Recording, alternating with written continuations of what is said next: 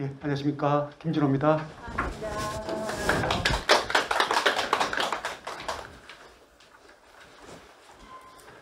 오늘 제가 발표할 얘기 원효인데 아무래도 주제가 원효다 보니까 여러분들이 참석을 하시지 않을까 좀 생각을 했었는데 기대대로 많이 오셔가지고 감사드립니다. 또 한편으로는 학교에 이제 교수님들께서 오셔가지고 들으실 거기 때문에 기존에 보통 원효 그러면은 이제 보통 상투적으로 나오는 여러 가지 설명들 이건 다 제외하고 처음으로 오늘 제가 저도 오늘 처음 발표하는 건데요. 원효 화쟁 그러면 뭐 이렇게 여러 가지 상투적인 소리는 다 접고 실제 원효가 자신의 저서에서 어떤 식으로 화쟁을 전개하는지 그걸 오늘 보여드리는 거로 그걸 최우선 과제로 삼았습니다. 그래서 조금 어려울지 모르겠어요. 저도 이거 분석한다고 시간을 좀 많이 투자했고 또 발표도 처음 하기 때문에 좀 매끄럽게 잘 진행될지는 모르겠습니다만 어쨌든 특히 이제 화쟁의 방법을 여러 개서 이제 골랐는데 그 중에서 오늘 제가 발표하는 내용은 열반 종료라고 하는 책에 그 책에 나오는 이제 화쟁의 한 조각을 중심으로 해서 원효가 어떤 식으로 화쟁을 해 나갔는지에 대해서 그걸 제일 중심으로 삼아서 발표를 하도록 하겠습니다. 먼저 여기 시작하며 쓴 글 있죠. 오늘은 또 제가 그동안에 불교 대학을 다니면서 강의를 하면서 이제 알게 된 지인분들도 모셨기 때문에 그래서 전문적으로 원효를 듣고 싶어 하는 분하고 또 대중적으로 원효의 어떤 그 위대한 면모를 알고 싶어 하는 그 두 가지 요구가 있을 거라고 생각이 되어서 일단 먼저 제가 하고 싶은 화쟁의 방법을 먼저 이렇게 치고 들어가서 본론을 들어가면 너무 좀 갑자기 좀 어려우실 것 같기도 하고 그래서 일단은 시작하며라고 하는 글에서 제 강의를 하는 그 취지를 한번 적어 봤습니다. 일단 한번 읽어가면서 오늘 개요에 대해 가지고 먼저 설명을 드리도록 할게요. 1페이지입니다. 불교 철학자 원효가 가슴에 늘 품고 있었던 거대 기획의 면모를 한마디로 드러내자면 통섭철학이라고 부르는 게 알맞다. 그리고 이 통섭을 이루어가는 과정과 방법을 화쟁이라 한다. 화쟁은 서로 다른 견해에서 벌어지는 다툼을 모아 서로 어울리도록 뜻을 통하게 하려는 노력이자 학문적 방법을 가리키는 말로 풀어볼 수 있다. 원효는 화쟁 대신 화회라는 낱말을 쓰기도 한다. 화쟁은 서로의 생각을 통하게 해서 다른 의견, 견해, 관점들을 포용하는 것을 뜻한다. 따라서 원효가 추구한 화쟁의 목표는 통합을 뜻하는 통섭이 아니라는 점을 먼저 이해할 필요가 있다. 그렇기에 원효가 구사하는 화쟁의 방법에는 모든 관점과 주장은 다 옳기도 하고 다 그러기도 하다는 태도가 바탕하고 있다. 이래서 원효 철학의 전체를 말할 때는 가장 어울리는 말은 통하게 한다는 통자와 그 다음에 서로를 다 포용한다는 뜻의 섭자 이 두 글자를 가지고 원효가 추구했던 바를 한마디로 말할 수가 있고요. 그 통섭 철학을 이루어가는 과정, 방법 그리고 태도 이런 것을 한마디로 말하자면 우리에게 잘 알려진 화쟁이고요. 그러면 그 화쟁을 통해서 이루어가고자 하는 핵심 가치가 있겠죠. 그 역시 불교 철학자니까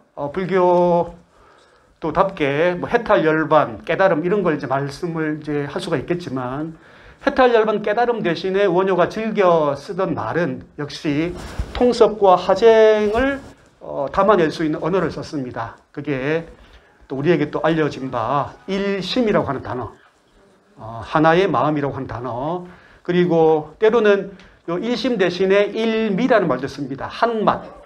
한맛이라는 말도 쓰고, 그 다음에 일승이라는 말도 씁니다. 술의 승자 있죠? 대승, 소승할 때 승자라는 말도 쓰고, 그래서 여러 가지 이제 걸 통해 가지고 원효는 그의 통섭 화정을 이루어간다고 볼 수가 있는데, 여기서 먼저 나오는 게 일단 둘째 단락에 계시계비라고 하는 표현이 나왔죠.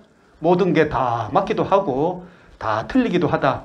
뭐 이것처럼 편한 말이 어디 있겠습니까? 예. 근데 이론들을 종합하고 화해할 때 다 좋은 게 좋은 거 아니냐 이렇게 이제 할 수도 있고, 또 때로는 비판의 화살을 둘 다 잘못됐다 이런 식으로 이제 할 수 있는 거라서 가장 편리한 말이지만 가장 무책임한 말이 될 수도 있습니다. 그래서 이 계시계비가 원효의 이상이었다고 말을 할 수는 있겠지만, 일단 이 계시계비의 뜻을 한번 먼저 기존에 다른 사성 조성택이라는 분이 말씀하신 게 있는데 한번 살펴보도록 할게요. 여기 보시게 되면 요거는 자료에 담지 않아 가지고 이 화면을 참고하시기 바랍니다. 이 조성택 선생은 저랑 똑같이 열반종교라는 책에 주목했습니다. 그리고 열반종교에 제가 화정의 방법을 분석한 제일 끝에 뭐가 나오는가 하면, 장님 코끼리 만지는 비유 있잖아요. 불경에 나오는. 그게 제일 마지막에 나와요. 그러니까 어느 누구도 온전한 코끼리의 모습을 말할 수 없다. 그 점은 뭐겠습니까? 계비가 되겠죠. 다 틀렸다. 제대로 된 온전한 코끼리의 모습을 누구도 말할 수 없다는 측면을 말할 때는 계비가 되겠고, 그 다음에 코끼리의 배를 만지든 귀를 만지든 다리를 만지든 꼬리를 만지든 누가 어디를 만져가지고 한 부분을 이야기할 때는 코끼리의 꼬리에 관련해서는 꼬리가 길게 생긴 건 맞다. 또 배를 맞으면 벽처럼 생긴 것도 맞다. 그래서 부분적으로는 맞다는 말을 할 수가 있습니다. 그래서 이 열반종교에 나오는 장님 코끼리 만지기의 비유를 조성택 선생이 가지고 와서, 여기 보면 온전한 코끼리라는 새로운 패러다임을 상정함으로써 갈등이라고 하는 모순적 상황을 더 큰 사회적 공동선을 만들어가는 에너지로 삼게 된다. 이렇게 표시를 해놨고요. 그래서 이 계시계비를 통해서 더 좋음과 더 나음을 가기 위해서는, 비록 출발선상에서 그게 뭐 그렇게 특별한 말인가라고 하는 생각을 안 하게 될지는 모르겠지만, 어쨌든 계시계비의 필요성에 대해서는 이렇게 짚고 있습니다. 자, 그런데 이 계시계비의 문제를 역시 원효는 어떤 식으로 풀어갔는가, 그 풀어가는 방법이 화정이라고 말씀을 드릴 수가 있는데요. 그 다음으로 이제 넘어가 보겠습니다. 다음으로 이걸 어떻게 돌파하는가가 이제 문제겠죠. 다음으로 문이라는 낱말의 뜻도 살펴야 한다. 원효 저서에서 널리 쓰인 문이란 말은 대승기신론의 진여문과 생멸문의 구도에서 비롯된다. 이때 문의 뜻에는 입장, 측면, 상황, 맥락, 관점, 종류라는 뜻이 담겨 있다. 원효는 그의 저서 곳곳에서 종횡무진으로 문이라는 말을 구사하고 있는데, 서로 다른 관점으로 다투지 않고 서로 어울릴 수 있게 하려면 다양한 뜻을 모조리 담아낼 필요가 있기 때문이었을 것이다. 서로 다른 문으로 들어선 사람에게 다른 모습이 보이는 것처럼 같은 말을 하고 있어도 서 있는 위치와 보고 있는 방향에 차이가 있다면 그 말이 지시하는 의미는 달라지는 지점이 생기기 쉽다. 이 틈을 채워 화해를 도모하려면 관점과 시선이 어디로 향하고 있는지를 먼저 확인하는 작업이 필요할 터이다. 이를 실현하기 위해 원효는 문을 세워 갖가지 주장들을 분류하고 서로 다른 관점들이 지향하고 있는 차이를 또렷하게 드러내는 일에 공을 들인다. 그가 펼치고 있는 경전읽기 해석법은 매우 정밀하게 이루어져 있기 때문에 그의 사유를 끈기 있게 따라가며 살펴보아야 한다. 이 문을 세워서 여기 이제 대승기신론 소에 보면 진여문과 생멸문이 나온다고 하는 것은 기신론에 대해서 관심 있는 분이라면 누구나 익히 들고 있고, 또 원효의 화쟁을 설명하는 대부분의 책에서 거의 상투적으로 제시하고 있는 자료가 바로 이 대승기신론이죠. 진여문과 생멸문의 양측면과 본질적 측면과 현상적 측면을 아우를 수 있는 근원적 하나의 의미로 1심이라고 하는 것을 내세워서 1심에 두 가지 측면이 있다. 그래서 원효는 1심을 내세워서 본질적 측면과 현상적 측면 두 가지를 전부 다 아울렀다. 뭐 이런 식으로 이해를 하고 거기다가 하나 더 추가한다면 중관의 논리와 유식의 논리라고 하는 대승불교의 두 철학의 문제점들 혹은 대립과 갈등을 포섭했다. 뭐 이런 식의 설명을 주로 보통 하고 있죠. 근데 그렇게 하면은 문제가 해소가 되는 것일까?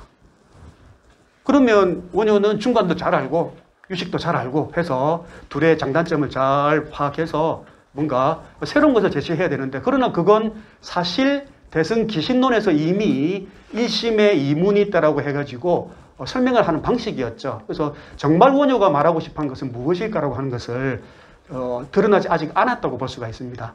그래서 원효가 제시했던 화정의 방법은 기신론에 나오는 이 문이라는 데 주목을 해가지고요. 그의 저서 전체에서 문을 굉장히 많이 세웁니다. 그래서 이 긴, 이를테면 한 100페이지쯤 되는 긴 글이 있다면은 그것을 먼저 단락 나누기를 합니다. 단락을 나누어 가지고 의미 단위로 먼저 구분을 하고 그 단락에서 자기가 문을 세워요. 이 부분은 이 사상가가 이러이러한 측면에서 한 말이다. 그 다음에 또 이 부분은 이 사상가가 또 저 측면에서 한 말이다. 그래서 각각 거기다가 의미 구분을 해서 문이라고 하는 것을 세웁니다. 그래서 서로 다른 그 이론이나 관점이나 의견이 서로 대립하게 될 때 문을 세워서 이 문의 측면으로 보자면 A와 B의 주장이 접점이 어디다. 이걸 이제 짚고요. 그 다음에 B라는 문에 의하면은 이 A와 B의 주장이 충돌한다 또는 공유된다. 이걸 세웁니다. 그래서 그 문이 굉장히 많아요. 그래서 문이 심지어는 10개, 20개 이런 식으로 세워가지고 그 각각의 모든 그 접점들을 다 이렇게 분석을 해냅니다. 그러니까 어떻게 보게 되면 원효가 추구했던 바 중에서 제일 우리가 먼저 주목해야 될 거는 그 정밀함. 그 정밀함이죠. 이를테면 10명의 사람이 모여서 하나의 대상을 본다 할 때는 10가지 모습이 주어지겠죠. 또 100명의 사람이 하나의 대상을 본다면 100가지 모습에 대해서 다른 어떤 모습이 생길 수가 있을 겁니다. 그렇다면 원효가 그것을 다 개시개비로 나아가게 끌고 가려고 하게 되면은 100개의 문이 필요한 거 아닐까? 10명이 모이면 10개의 문이 필요한 거 아닐까? 이렇게 생각할 수가 있을 것 같아요. 그 점에서 원효가 그의 저서에서 세운 문을 우리 주목할 필요가 있다는 것을 말씀을 드립니다. 제가 사는 곳이 저기 구서시장 쪽인데요. 그래서 자주 이제 여행을 주로 답사를 좋아해가지고 자주 떠납니다. 그래서 저희 집 앞에는 이제 경부 고속도로로 가는 큰 도로가 있고요. 그 다음에 부산 시내를 관통하는 도시고속도로가 또 기다리고 있고, 그 다음에 학교 올 때는 또 부산대 가는 길, 이렇게 또 여러 가지 길들이 한 5개 정도가 있는데요. 근데 이제 방향을 경북 쪽으로 잡거나 또는 전남 쪽으로 잡거나 아니면 시내로 처가 친가에 갈 때 방향을 잡거나 할 때 똑같은 집에서 똑같은 곳에 올려서 단지 길만 바꿨을 뿐인데, 잡는 길만 달랐을 뿐인데 이게 보이는 풍경이 늘 다른 것은 놀랍니다.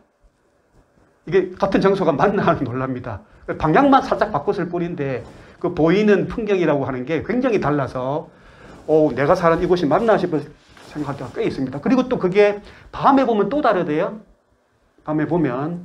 그러니 어떤 똑같은 대상이라 할지라도 정문에 들어가서 보느냐, 후문으로 들어가서 보느냐, 좌측으로 들어가서 보느냐, 우측으로 들어가서 보느냐, 혹은 답사를 갔을 때 밖에서 안을 들여다본 절 풍경이 가장 아름다운 곳이 어디냐, 또는 절 안에서 절 밖을 바라볼 때 가장 아름다운 곳은 어디냐, 이렇게 해서 그 보는 시선에 따라서 똑같은 대상인데도 서로 다른 사람들의 많은 어떤 생각의 차이 또는 느낌의 차이 또는 판단의 차이 또는 관점의 차이, 그런 것들 때문에 서로 생각의 다양성이라고 하는 게 존재한다. 그렇다면 원효가 이것을 봤을 때 문을 세워서 정문에서 바라본 시선과 후문에서 바라본 시선을 똑같은 어떤 선상에서 놓고 말하기가 어렵다.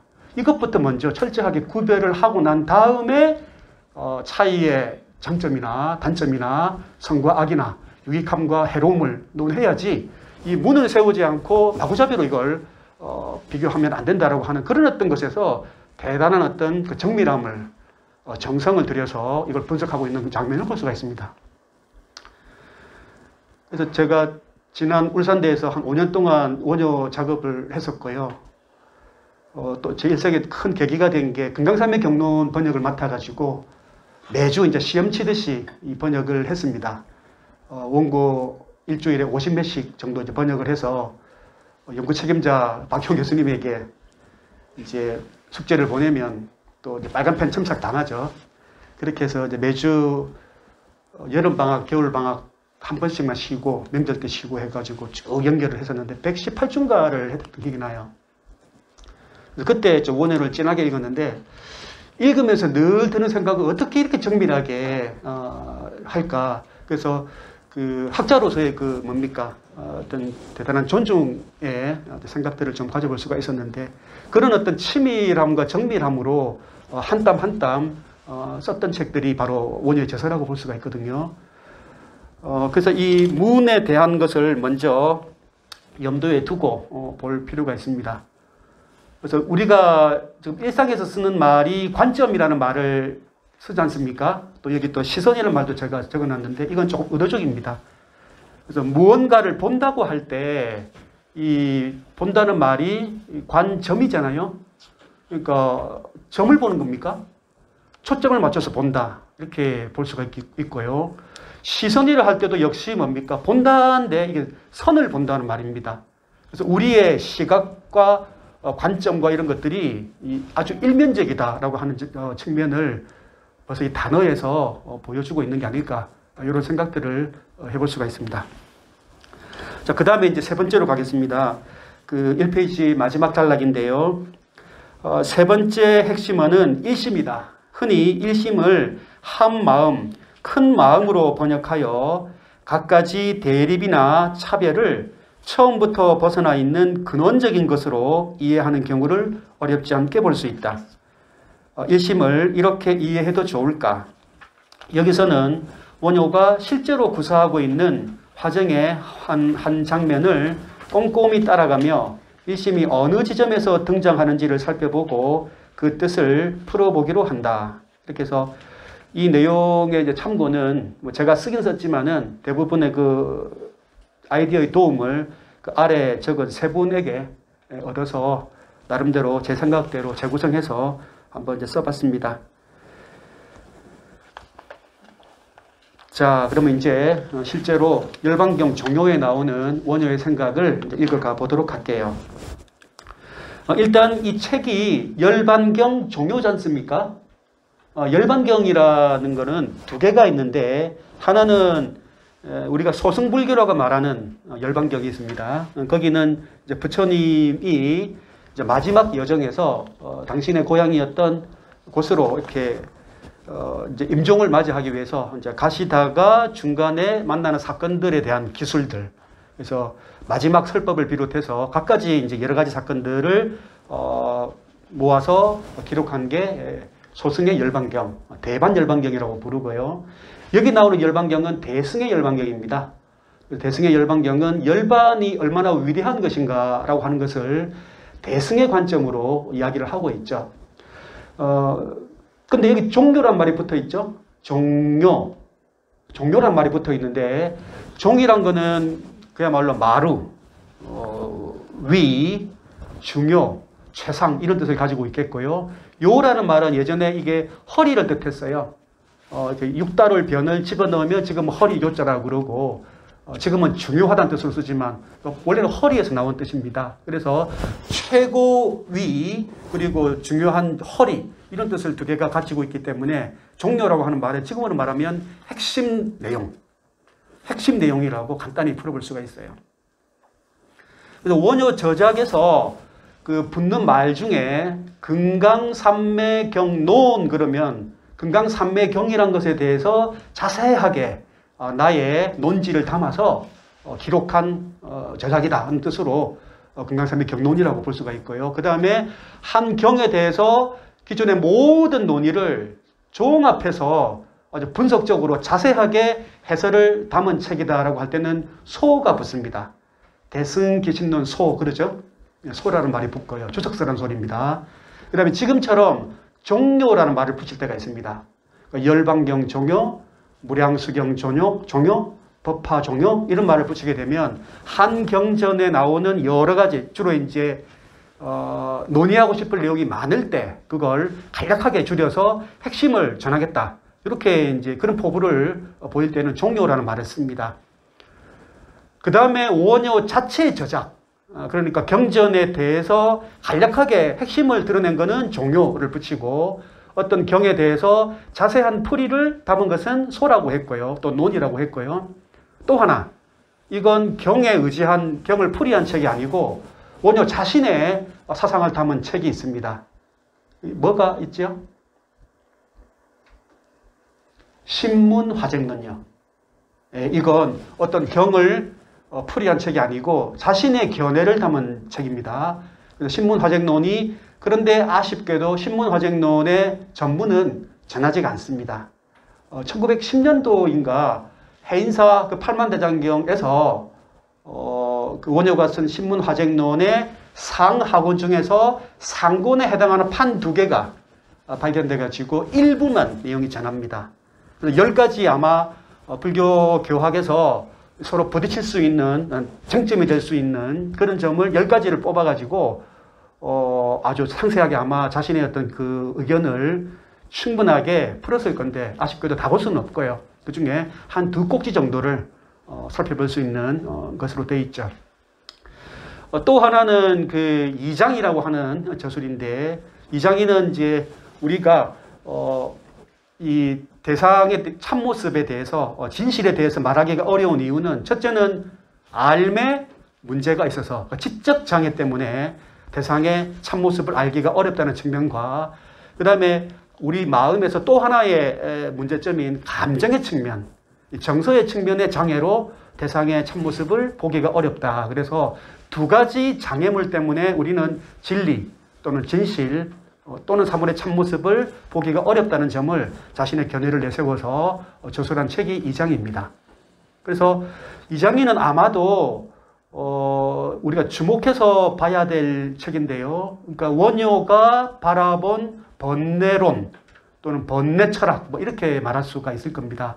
근데 원효가 이장이를 지은 거는 이렇게 뭐 아직 확실하게 말씀은 못 드리지만 대략 전문가들과 현대 철학자들의 의견을 종합해 볼 때 대강 스토리가 이렇습니다. 젊은 원효가 있었던 곳은 울산이죠.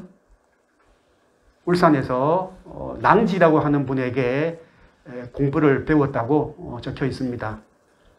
울산이라는 곳은 경주가 가장 큰 약점이 이제 자체적으로 큰 항구를 가지고 있지 않습니다. 그래서 포항으로 넘어가거나 아니면 울산, 밑에 있는 울산에 큰 배가 되면 거기서부터 경주 시내로 들어갈 수 있는 그런 어떤 곳이죠. 그래서 지금 보면 기준으로 보자면 울산과 포항은 경기도 당시 그 신라시대 때 역할을 했다고 볼 수가 있습니다. 그래서 아마도 원효는 그 큰 항구가 있는, 그래서 지금으로 따지면 인문학책 최신 정보를 가장 빨리 접할 수 있는 곳이 울산이었기 때문에 아마 울산에 지금 울산대학이 있는 문수산에 거주하면서 낭지라는 분에게 젊었을 때 먼저 불교 철학을 익히는 기회를 가집니다. 그렇게 해서 지나서 원효가 저술한 책들이 여러 가지가 이제 있겠는데요. 우리가 알고 있는 게 대승기신론에 2가지가 있죠. 대승기신론 별기가 있고 대승기신론 소가 있습니다. 이거는 제가 생각하건대 한 저자가 동일한 텍스트에 대해서 젊었을 때 거기에 대해서 글을 쓰고 또 한 10여 년 지나서 원숙한 어떤 경지에 올랐을 때 다시 그 책에 대해서 쓴 게 아마 얘가 몇 번이나 있을까 싶은데요. 아직 저는 잘 못 찾아봤는데 원효가 대승기신론에 대해서는 그렇게 썼습니다. 젊은 원효가 쓴 책이 대승기신론 별기를 먼저 씁니다. 별도의 기록이라고 아주 낮춰 불렀지만 지금의 기준으로 보면 대승기신론을 읽고 내가 처음 드는 생각을 적은 게 연구노트가 바로 그거죠. 별기죠. 그 다음에 한 10여 년 있다가 쓴 책이 이제 대승기신론 소입니다. 근데 대승기신론 소를 쓰기 전에 아마도 원효는 기존에 있던 번뇌론, 심성론, 그러니까 강론으로 다뤄야 될 불교 철학의 많은 주제들을 다뤘던 것 같아요. 그래서 이장희를 쓰고 본옥경 소를 쓰고 해서 각가지 불교 철학의 주제들을 굉장히 많이 다룬 것 같아요. 그런 역량을 갖춘 다음에 다시 대승기신론 소를 씁니다. 그 다음에 마지막으로 아마도 자신의 모든 그 철학적 안목을 담아낸 책이 바로 금강산맥경론, 이렇게 이제 순서가 짜여지거든요. 그래서 아까 말씀드린 신문화쟁론하고 이장희는 우리가 꼭 주목해서 봐야 될, 그래서 아마 원효 철학에서 그 안목을 굉장히 깊이 있게 만든 거는 이장희라고 하는 책이 아닐까. 원효의 대승기신론 소가 나오기 직전에 그것을 안목을 갖추게 했던 책이 아닐까, 이렇게 이제 볼 수가 있습니다. 근데 이번에 발표 준비를 하면서 이 열반경 종요를 이렇게 쭉 살펴보니까요, 이 대승기신론 소를 많이 말씀을 하세요. 그러니까 대승기신론에 대한 해설을 단 이야기를 다시 끌고 와서 자세한 이야기는 내가 대승기신론 소에서 한 거하고 비슷하다라고 한 소리를 하시더라고요. 그러니까 열반경 종요가 그의 저작에서 순서로 보자면 후기쯤으로 봐야 되지 않느냐, 이런 생각들을 또 해볼 수가 있겠더라고요. 자, 이제 한번 이 부분을 읽어보도록 할게요. 이제 원효가 쓴 열반경 종요에서 화쟁이 펼쳐지는 과정을 살펴보자. 열반경 종요는 열반경의 핵심 사상에 대해 쓴 책인데, 여기서 원효는 열반과 불성 두 부분으로 나누어 자신의 관점을 펼친다. 그러니까 종요라고 하면 핵심 사항을 아까 적은 책이라고 그랬죠. 원효는 열반경에서 핵심 사항을 딱 두 가지를 이야기합니다. 열반이란 뭔가? 어떤 것을 열반이라 하는가? 여기에 대한 질문이 거의 절반을 차지하고요. 그럼 두 번째가 불성을 어떻게 봐야 될 것인가? 불성이라는 게 도대체 뭐냐? 우리 모두에게 부처가 될 성품을 갖추고 있다고 하는데, 그 열반경의 큰 주제인데 이게 과연 어떻게 봐야 되는가에 대한 기존의 여러 가지 시각들, 불성이란 이거다. 근데 마음이 불성인가? 마음의 어떤 측면이 불성인가? 그건 믿을만한가? 이런 여러 가지 질문들을 할 수 있겠죠.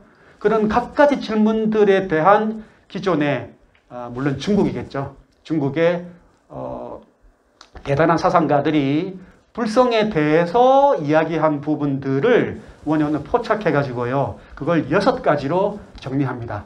1번 타자는 이렇게 말했고 2번 타자는 이렇게 말했고 해서 6명의 사상가들로 정리해서 기존의 불성에 관한 견해들을 이렇게 총정리해서 먼저 제시를 합니다.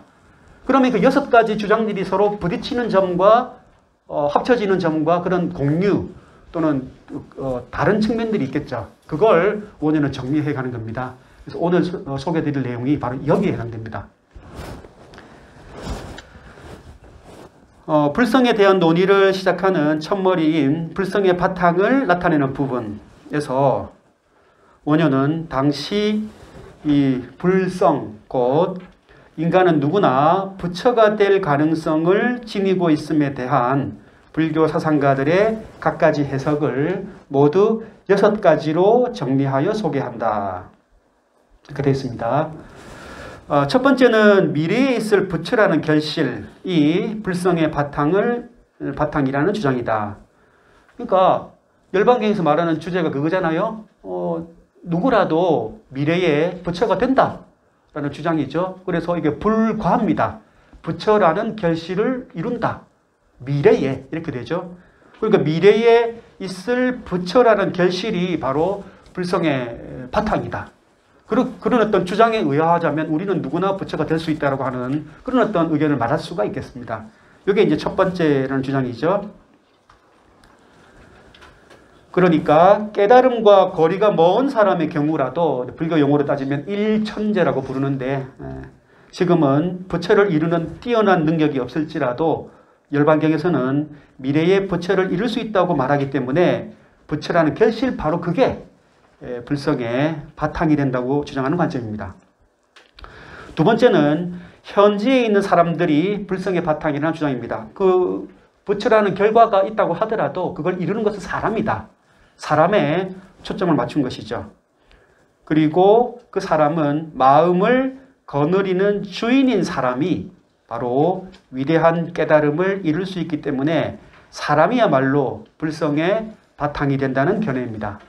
그 다음 세 번째는 심성이라고 하는 말로 썼는데 이게 마음 바탕이라고 풀었습니다. 마음 바탕이 불성의 바탕이라는 주장입니다. 마음의 바탕이란 말이 뭐냐? 인간은 누구나 괴로움을 싫어하고 즐거움을 추구하므로 온갖 수행을 닦아 가장 높은 깨달음이라는 즐거운 결과에 돌아가므로, 그러니까 여기는 물론 불교적 가치가 개입되어 있죠.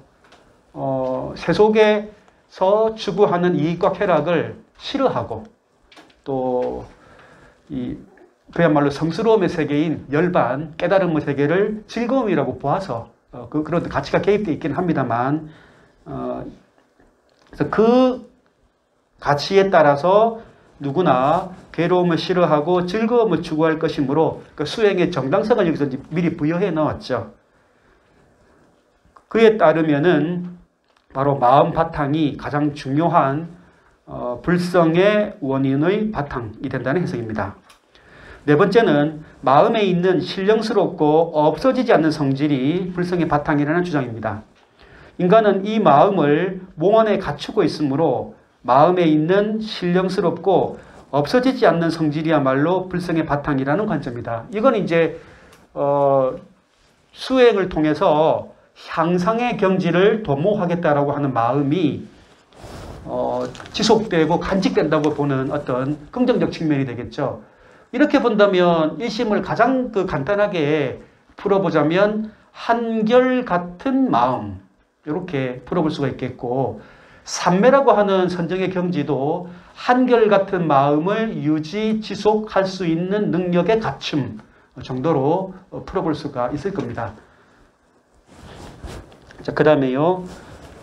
다섯 번째는, 이제 다섯 번째하고 여섯 번째는 유식불교의 관점이 들어갑니다. 그래서 다섯 번째는 아래야식에 있는 진리의 씨앗이 불성의 바탕이라는 주장입니다. 유식불교에서는 표층의식 말고 심층의식이라는 것의 가능성을 제시를 하거든요. 그래서 잠재의식에 해당되는 말인데 이게 이제 아래야라고 하는 말입니다. 그러니까 알라야, 저장되어 있다. 우리 표면적으로 겉으로는 이 모습으로 드러나지 않았지만 저 심층에 잠복하고 있는 하나의 가능성으로서 저장 탱크로서 말하고 있는 것이 이제 알라야식이죠. 그런데 유식불교 그러면 알라야식이라고 해서 제8식이라 그래가지고 이게 보통은 제7식, 제8식 그래서 8가지 의식으로 보통 잘 알고 있는데, 그런데 그 8번째 의식인 알라야식에 대해서 평가가 몇 가지 갈라지는 그런 논쟁 지점이 있습니다. 그러니까 제8식이 알라야라고 해서 표면 의식들이 없어지는 게 아니라 제8 알라야라고 하는 저장 탱크에 고스란히 저장이 되게 되면 그 알라야식의 성격은 어떻게 말할 수 있느냐는 거죠. 거기는 좋은 측면과 안 좋은 측면, 우리 기억에 좋은 기억과 안 좋은 기억이 이제 딱 있듯이 좋은 측면과 안 좋은 측면이 다 녹아 있다고 이제 보는 거죠. 그럼 8식 자체는 선이냐 악이냐라고 말하기가 어렵다. 유식에서는 이것을 무기라 부릅니다. 없을 무자, 기록할 기자. 아직 기별을 알려줄 수가 없다. 선인지 악인지 알려줄 수가 없다. 알 수가 없다라고 할 때는 우리 무기라는 표현을 씁니다. 그러니 제8식의 성격은 무기로 보는 거죠. 그러나 그러면 선도 될 수 있고 악도 될 수 있는 거잖아요. 거기에 대해서 평가가 달라집니다. 무슨 소리냐. 선과 악을 포함한 개념으로 보면은 언제나 수행할 수 있는 이 능력은 어디서 나오느냐. 그러니까 청정성에 대해서 더 강조할 필요가 있다고 보는 쪽, 더 수행의 가능성을 더 말하고 싶어하는 쪽은 그 다음 단계가 더 있어야 된다고 이야기를 합니다. 그러니까 선과 악이 함께 있는 저장 탱크가 아니고 청정무구한 뭔가가 있어야 이게 성불이 가능한 거 아니냐는 쪽으로 주장을 하려고 하는 그룹이 있습니다. 그건 제9식입니다. 여기서 나오는 제 6번째 주장이거든요. 그래서 그거는 따로 알라야라고 하지 않고 아말라라고 부릅니다. 말라가 더러움이고 때거든요. 그래서 그 부정어인 A가 붙어서 아말라식이라고 이제 부르는데요. 구식의 존재를 이야기합니다. 하필이면 이 구식의 존재를 말한 이가 원측입니다. 물론 그 앞에 진제라고 하는 분이 이제 현장 스님이 새로운 어떤 유식의 문헌들을 인도에 가서 가져오기 전에 그렇게 해서 만들어진 게 성유식론이라 그래서 그건 신유식 사상이라 부르고요. 현장 이전에 이미 진제라고 하는, 물론 인도 스님입니다만, 진제라는 분이 이제 펼친 섭대승론이라고 하는 유식의 저작에 기반해서 펼친 그 이론을 구유식이라고 부릅니다. 그러니까 실제 이게 왜 중요한가 하면, 원효 스님이 8살 후배인 의상을 데리고 30대 초반에 한번 고구려 땅을 통해서 당나라로 유학 가려고 하다가 실패했고, 다시 한 10여 년 뒤에 40대 중반에 들어서서 다시 의상과 이제는 해로로 그러니까 신라 땅 경주에서 출발해가지고 충청도 직산 땅을 지나서 뭡니까 저기 당성, 당진에 있는 그쪽으로 지나가지고 평택 거쳐서 화성, 거기서 이제 배를 타고 출발을 하려고 했다가, 그래서 그 유명한 해골물 사건이 어디냐라고 하는 것으로 지금 이야기가 많죠. 뭐 후보지는 충청도 직산 땅이다. 지금 진천에 보탑사가 있는 거기다. 또 당진에 있는 안국사다. 그 다음에 또 어떤 분은 평택의 수도사다. 평택의 수도사에서 적극적으로 지금 개진을 해가지고 아무래도 지금 그 원효 깨달음의 체험장도 만들어 놓고 해가지고 거기가 현재 대세로 좀 기울어 있습니다만, 어쨌든 이 젊은 원효가 의상과 함께 당나라로 가서 배워오고 싶었던 거는 현장이 인도 가서 가져온 새로운 유식 사상의 문헌들이 있다는 것을 듣고 그걸 연구하기 위해서 출발했던 것이거든요. 그렇기 때문에 여기 나오는 6번째 주장이 진제의 유식 사상이고, 그 다음에 5번째 주장이 바로 현장과 그 제작 규기가 이루어 놓은 성유식론이라고 하는 것에 기반한 주장이 바로 5번째입니다. 그러니까 실은 5번째와 6번째 둘 간은 중국 안에서도 충돌이 좀 있었고요. 그 다음에 이제 이 6번째 주장인 진제의 설을 따랐던 게 원측이었거든요. 그러니까 현장이 데리고 있었던 2명의 가장 믿을 만한 제자가 규기와 원측인데, 원측은 신라 사람이었지 않습니까? 그래서 은근히 배척하는 듯한 그런 어떤 모습도 보이지만, 어쨌든 이 원측과 스승이었지만 비록 현장과는 이 팔식과 구식의 해석에 관해서 어떤 차이를 보입니다. 그래서 우리나라에서 지금 여기에 대해서 연구하시는 분들도 꽤 많이 있지만요. 또 실제로 보니까 원측의 이 내용이 상당히 많습니다. 분량으로만 따지면 원효가 쓴 전체 제작보다, 물론 현존 제작이지만 제가 계산해 봤는데 1.4배, 5배쯤 가까이 원측의 글이 훨씬 더 많습니다. 그래서 원측에 대한 연구도, 그리고 원측도 역시 회통이라는 말도 많이 쓰거든요. 그래서 원측 역시 이 유식에서 인간의 수행 가능성에 대한 그것을 제8식이냐 9식이냐 잠재의식의 어떤 부분을 어떻게 해석해야 되는가에 대해서 고심을 굉장히 한 흔적들이 보입니다. 그래서 원효와 더불어서 우리 전통의 사상가로서 연구해야 될 분이 또 원칙에 대해서도 좀 생각을 해봐야 될 필요가 있겠더라고요. 말이 조금 길었습니다만, 그래서 그 5번째와 6번째 주장이, 여기서 5번째는 그 밑에서 셋째 줄이죠. 법상 신유식에서 말하는 심층의식. 이 말을 이제 설명드리기 위해서 그렇습니다. 따라서 법상종 그러면 우리나라에도 법상종 들어오죠? 예, 글자 그대로 뜻으로 따지면 법이라는 것은 우리 의식이 담아내는 현상을 법이라 부릅니다. 이때는 법이 가르침이라는 뜻이나 진리라는 뜻이 아니고요. 우리 의식이 담아내는 것이죠. 따라서 가장 간단하게 말하면 것이고 또는 현상이고, 그 다음에 이걸 말로 풀어내면 개념이나 관념이 되겠죠. 그렇게 해서 그 뜻을 갖고 있는 게 법입니다. 그러니 그 법을 모습의 측면으로 이제 설명해내려고 하는 거, 법의 특징적 모습, 특징은 뭐냐, 이걸 이제 설명하려는 게 법상종입니다. 유식의 계열이죠. 그 여기 법상 신유식에서 말하는 심층의식 이렇게 해서 이제 아레야식에 있는 진리의 씨앗이 바로 불성의 바탕이다는 주장을 말한 것이고요. 그 다음 페이지에 3페이지 5째 줄에 6번째는 이래가지고 6번째는 섬론 구유식에서 여기 구유식이라고 되어 있지 않습니까? 유식 사상에서도 현장 이전의 사상을 말합니다. 섬론종이라고 부르죠. 섭대승론이라고 하는 유식의 저작을 주석하면서 형성된 중국의 하나의 종파 이렇게 정리할 수가 있습니다. 그래서 아마라식의 참 그대로 이해하는 면모, 이거는 저희 울산대 원효 연구소에서 저희들이 이제 작업하면서 채택한 이제 언어입니다. 진여라는 말, 참 그대로의 모습. 우리가 의식으로 또 언어로 설명하기 이전, 실제의 참 모습 이런 부분들을 설명한 언어가 이제 진여죠. 그래서 참 그대로 이렇게 풀었습니다. 참 그대로 이해하는 면모가 불성의 바탕이라는 주장이다. 이렇게 이제 되어서 총 6가지 주장들을 먼저 제시를 합니다. 그래서 이걸 이제 워낙 길기 때문에 조금 정리를 해봤거든요. 그게 3페이지에 있는 부분입니다. 그래서 그 3페이지에 보면 동그라미 1, 2, 3, 4, 5, 6 이렇게 되어 있는데 다시 한번 보면요. 1번 주장은 미래에 있을 부처라는 결실이 불성의 바탕이다. 이게 주장이겠죠. 그 다음에 이제 불성의 바탕이다는 주장은 반복하지는 않겠습니다. 2번은 마음을 거느린 주인공인 현재에 있는 사람들이 불성 바탕이다. 그러니까 불성을 가르는 기준이다. 이렇게 되고요.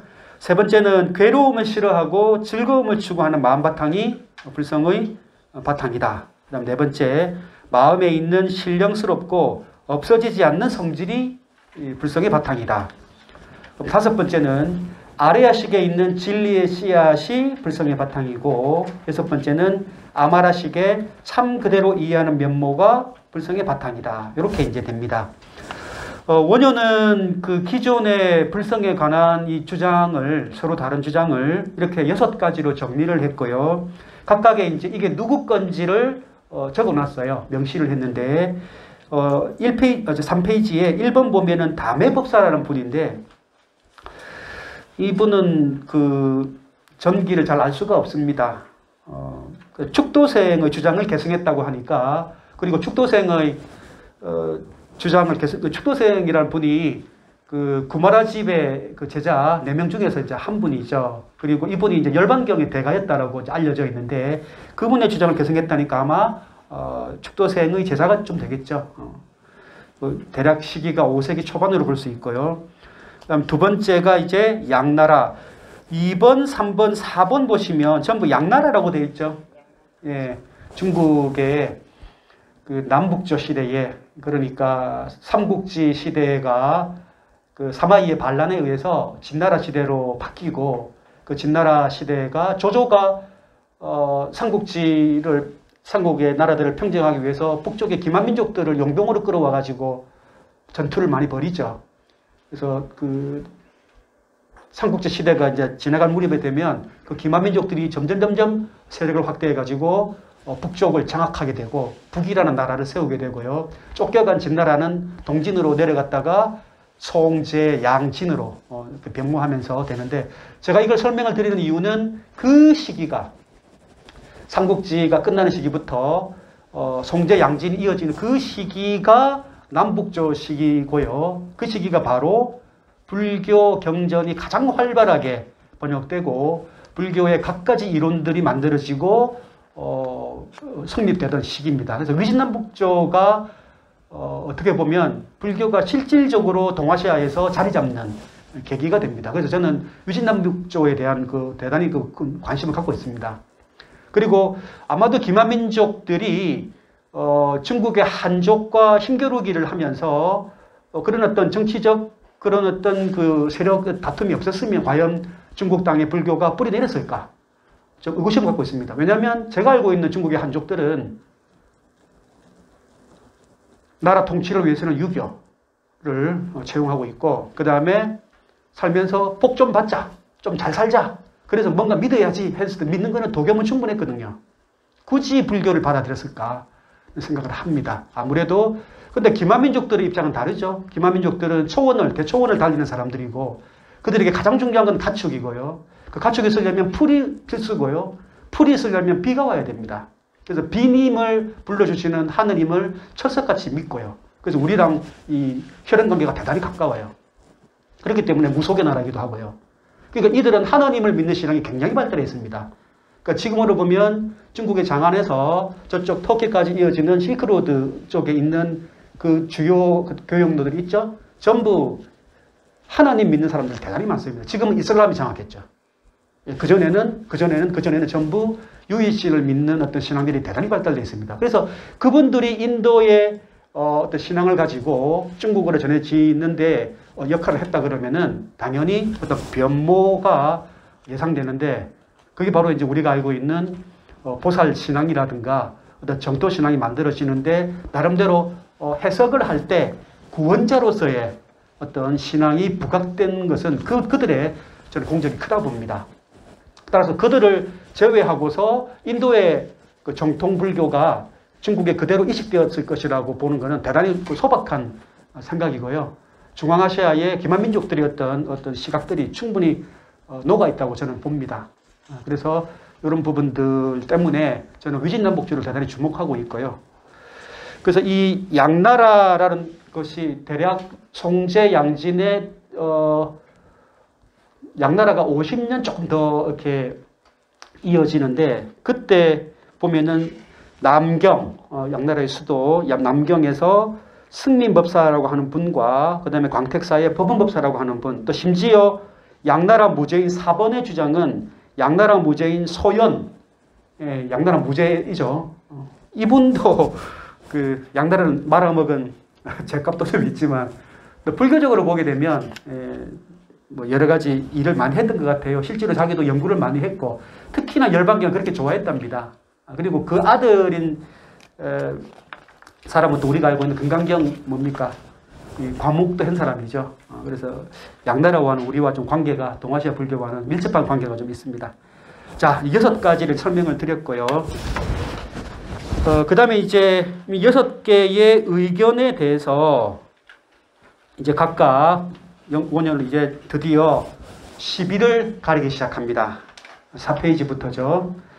그래서 이 과목의 이름을 원현은 열반 종교에서 판시비라고 해가지고 옳고 그림을 가리겠다라고 하는 이제 단락 구분을 해놓고, 그 다음에 또 이분은 보통의 글이 이렇게 큰 단락을 구분해놓고 처음에는 총설 먼저 합니다. 이 단락 전체에서 나오는 것을 한마디로 요약하면 이렇다라는 먼저 제시를 해놓고, 그 다음에 강론 자세하게 하나씩 이제 풀어가는 방식을 취합니다. 이건 원주가 어딘가에 부처님이 그랬었죠. 설법을 하실 때. 누가 물어보면 간단하게 전체 요약을 먼저 해주고, 알겠느냐 했을 때 잘 모르겠습니다. 그러면 하나하나 일러주는 방식으로 이렇게 하셨더라고요. 원래는 이런 방식을 채택을 합니다. 자, 보시면 이렇게 나와요. 6가지 이 주장들을 먼저 말한 다음에 이 여러 법사의 주장들은 모두 맞기도 하고 모두 틀리기도 하다. 아까 서두에서 말씀드렸던 계시, 계비의 논리가 나오죠. 이렇게 요러고 시작합니다. 시작해놓고, 왜냐하면 부처 면모는 여러 주장들의 내용과 같지 않으면서도 여러 주장들의 내용과 같지 않은 것도 아니기 때문이다. 원효는 한편으로는 부정하고 한편으로는 긍정합니다. 그러니까 얼핏 보면 뭐 자꾸 이랬다 저랬다 하느냐라고 이렇게 폄하할 수도 있겠는데요. 원효가 구사한 긍정과 부정의 논리는 어떤 기준으로요? 문에 따라서요. 정문 기준으로 보면 A는 맞고 B는 틀렸다. 후문 기준으로 보면 A가 틀렸고 B가 맞다. 이런 겁니다. 그래서 아까 제가 강조한 게 문에 따라서 이렇게 말씀드리는 거예요. 이건 뭐 요즘에도 그렇죠. 어떤 무술을 비교할 때 태권도가 유도가 누가 더 세냐 했을 때 그렇게 그 의견이 만약에 대립한다고 칩시다. 그러면 똑같이 서서 서로 붙잡기 없기라고 하는 기준으로 이렇게 타격하자 그러면 당연히 태권도가 유리하겠죠. 근데 뭐 땅바닥에 눕거나 어떤 식으로 상관을 자유롭게 붙어라 이러면 유도가 유리할 수도 있겠네요. 그러니까 어떤 기준으로 잡고 게임의 룰을 어떻게 만드냐에 따라 가지고 평가가 달라져야 되겠죠. 그런 점에서 원효는 문을 중시했다는 그런 말씀을 거듭 드립니다. 그렇게 해서 이제 뒤에 내용들은 워낙 좀 길게 이어지기 때문에 내용들을 다 소개를 못했고 간단간단하게 분류하는 방식을 택했어요. 보시면 일단 첫 번째 이제 분류에 보시면 4페이지부터 5페이지까지 1, 2, 3, 4, 5, 6 해서 5번까지 보게 되면 이제 6가지 주장을 뭡니까? 먼저 분류를 합니다. 이 성격을. 첫 번째는 1단계 분류입니다. 4페이지에 바로 1번이죠. 6가지 주장은 2가지 길에서 벗어나지 않는다는 거죠. 이게 가장 간단한 분류죠. 왜냐하면 주장 1은 아까 당류지가 됐잖아요. 당류불가라고 했잖아요. 그래서 미래의 부처님이라고 하는 결실을 맺을 거다. 부처된다는 결실을 맺을 거다. 미래 이야기고 그 다음에 나머지 5개 주장 2, 3, 4, 5, 6은 지금 부처가 되는 가능성을 이루어가는 그런 어떤 말을 하고 있기 때문에 이건 금유지인으로 분류를 해서 2개를 나눕니다. 그 다음 방식은 원효는 이제 잘 보시면 동그라미 2번에 2, 3, 4, 5, 6을 갖고 다시 이야기를 하고요. 또 거기서 가지를 하나씩 빼가면서 다시 또 분류를 시작합니다. 두 번째는 이 1에 2, 동그라미 2에 나왔던 금유시인, 그러니까 주장 2, 3, 4, 5, 6을 헷갈리시면 요겁니다. 6가지죠. 여기서 주장 2, 3, 4, 5, 6도 2가지로 나뉜다. 그거는 진제와 속제로 2개를 또 나눌 수 있다. 진제와 속제는 뭐 불교 용어긴 하지만 보통 제자는 일상에서는 채로 읽지만 불교 용어로는 제라고 읽고 그 뜻을 보통 진리라고 그러죠. 근데 저희들이 이제 원어 번역을 하면서 이 진리라는 말은 너무 좀 과하지 않느냐. 어떻게 보면 원효가 화쟁을 통해서 이루고자 하는 일심의 어떤 경지는 그렇게 봤을 때는 진리라는 너무 과한 용어보다는 그냥 관점의 차이가 좋겠다 그래서 제자를 관점이라고 번역을 했습니다. 그래서 궁극적 관점이냐 세속적 관점이냐, 다시 말하면 현실적 측면이냐 이상적 측면이냐 이런 어떤 차이를 말합니다. 그래서 이 주장 6은 진정의 측면, 궁극적 관점이고 그 다음에 주장 2, 3, 4, 5는 세속적 관점이다. 이렇게 이제 봤고요. 넘어가서 그 다음에 이제 3번으로 넘어가면 다시 속죄를 가져와서 세속적 관점, 주장 2, 3, 4, 5는 또 이제 분석해보자 이거죠. 이거를 분석해보면 2가지를 벗어나지 않는데, 그래서 거기 나오면은 속죄, 사설, 불출, 일법 이렇게 나와 있죠. 그러니까 이 현실적 관점, 세속적 관점은 4가지 설이 있는데 그건 불출, 넘어서지 않는다. 인과 법을 넘어서지 않는다. 인은 사람의 측면이고요. 법은 뭡니까? 아까 말씀드렸던 현상의 측면을 넘어서지 않는다는 거죠. 이걸 또 2가지로 보게 되면 그래서 사람을 거론한 주장은 주장 2이고 마음의 면모를 문제 삼은 것은 주장 3, 4, 5다. 이렇게 또 분류를 하고 나서 다시 3번에 동그라미 2번을 가져와서 다시 또 분석을 합니다. 그래서 이제 제 4번째 단계, 바로 4번이죠. 이 마음의 면모에 의거한 곧 주장 3, 4, 5를 또 보니까 2가지를 넘어서지 않습니다. 이건 뭐냐? 밖으로 드러난 것을 다루는 것과 밖으로 드러나지 않고 안에 숨어 있는 것. 각각 한자로는 기 측면과 복 측면으로 나누어 가지고 다시 이 주장 2를 나눕니다. 지금 작용해서 일어난 마음이라는 표현으로 상심이라는 말을 썼는데요. 이 상심이라는 말을 쓰다 보니까 뭡니까? 우리가 보통 우리 감정을 움직일 때 이 마음에 쑥 올라오는 게 있죠. 예, 이 마음의 동요가 살짝 뭔가 계기를 통해 가지고 쑥 올라온다는 표현을 상심이라는 표현을 보니까 좀 재미난 표현이더라고요. 그래서 인도인들의 뭡니까? 우파다로 하는 그 말도 원어도 뭡니까? 올라온다는 표현으로도 볼 수가 있거든요. 물론 생기한다, 발생한다는 말로 이렇게 보통 풀이를 하지만, 그래서 상심이라는 표현을 통해서 지금 작용하여 일어난 마음의 측면과 그 다음에 안에서 드러나지 않고 숨어있는 측면은 복이라고 했어요. 그건 아까 말씀드린 대로 잠재의식, 아리아식 이렇게 또 분류를 할 수가 있습니다. 그래서 이제 주장 3, 4는 그 기의 측면, 그러니까 드러난 마음의 측면과 그 다음에 주장 5는 드러나지 않은 아리아식을 말하니까 숨어있는 측면의 두 가지로 이제 나눕니다. 이제 마지막으로 5번째 단계가 밖으로 드러난 것, 상심을 다루자 이거죠. 상심을 다뤄보게 되면 지금 작용하여 일어난 마음에서 마음이 움직이는 뜻에 따라 주장을 다르게 두 가지로 심성의 측면과 심신의 측면, 곧 괴로운 건 피하고 즐거운 것 추구할 수밖에 없는 마음의 자연스러운 어떤 면모, 심성이고요. 그 다음에 수행의 향상의 일로를 돕고 싶어 하는 그런 마음이 있다면 그 마음을 잃지 않고 끊임없이 계속해서 한결 같은 마음을 유지할 수 있는 것, 그런 측면을 또 말하자면 심신의 측면, 이렇게 해서 주장 3, 4까지가 이제 분석이 됩니다. 이렇게 한 다음에 끝나면 좋겠는데 다시 원효는 이것까지 해놓고 그 다음에 인지의 과정을 시작합니다. 자기의 의견을 투입합니다. 그래 놓고 뭐라고 하는가 하면 이 모든 6가지 주장들을 보건대 다 이건 1심에서 벗어나지 않는다. 이런 말을 이제 하기 시작합니다. 다시 말해서 이 6가지 주장은 1심의 한 부분, 그러니까 어떤 측면, 이런 조각, 이런 모습의 한 일단을 말하고 있다는 측면에서는 다 맞다. 이렇게 되죠. 1심의 한 조각을 본 것이나 말한 것이라는 측면에서는 다 맞다. 그런데 1심의 전모에 대해서는 다 제각각 하나만 건드렸을 뿐 다 말하지 못했다. 는 측면에서 또 다 개비가 되는 거죠. 그러면 1심이 뭐냐는 것인데, 그 1심의 이제 번역어가 굉장히 중요하겠죠.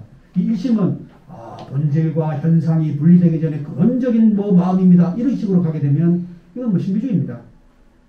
알 수가 없습니다. 근데 실제로 그런 말을 하는 분들 굉장히 많죠.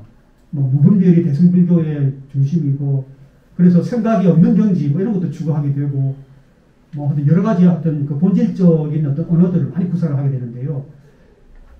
그러나 원효가 이런 어떤 이야기들을 하면서 1심이라고 하는 말로서 표현하는 것은 화쟁이라는 것의 구현에 여전히 지금 나오고 있다는 표현이죠. 이렇게 6가지 주장을 제시하고 그 성격을 꼼꼼하게 분류한 다음에 이것은 결국 1심의 부분을 말한 거기도 하고 부분 밖에 말하지 못한 것이기도 하다는 말을 하고 있으니까 결국 하고 싶어하는 말은 1심이라는 거잖아요. 1심의 번역이 상당히 중요합니다.